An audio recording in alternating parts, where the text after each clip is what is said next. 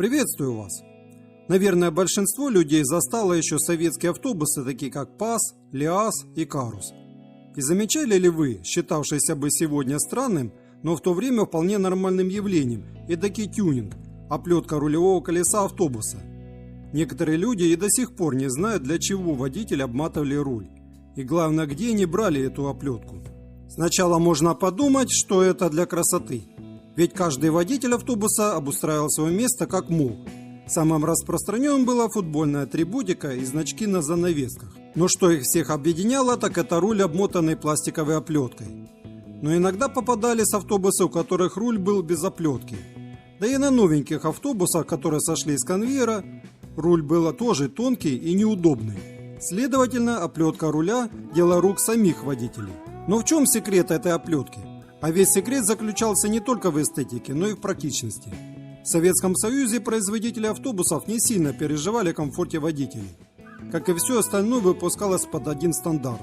Не обошла эта участью рулевое колесо автобуса. Он был довольно тонким и скользким. При изготовлении его использовался твердый и жесткий материал. А это вызывало у водителя автобуса дискомфорт. Ведь управлять таким рулем тяжелой машиной не очень-то удобно.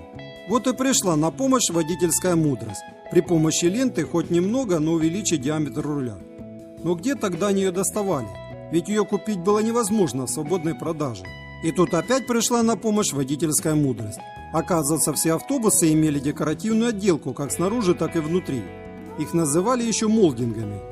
Были как цельными из алюминия, так и составными с пластиковыми лентами посередине. Вот именно их водители и использовали в качестве материала для поверхности руля. Просто откручивали алюминиевый корпус, доставали нужный элемент для руля, потом прикручивали молдинг обратно. Разнообразием цветов молдинги не блистали, в основном светло-бежевого цвета, отчего почти все рули тоже имели тот же цвет обода. Были и исключения в виде других цветов, но достать такой цвет – большая редкость.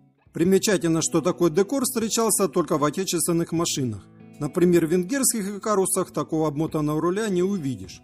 А все дело в том, что они изначально с завода шли с толстым и более мягким рулем, и доработок со стороны водителя не требовали. Что говорило о том, что руководство венгерского завода прислушивалось, в отличие от советского, к мнению водителей, делая удобные рули. Если мой ролик вам понравился и был полезен, не забываем ставить лайк. Приветствуются ваши комментарии под этим видео. Желаю вам всего хорошего. Пока.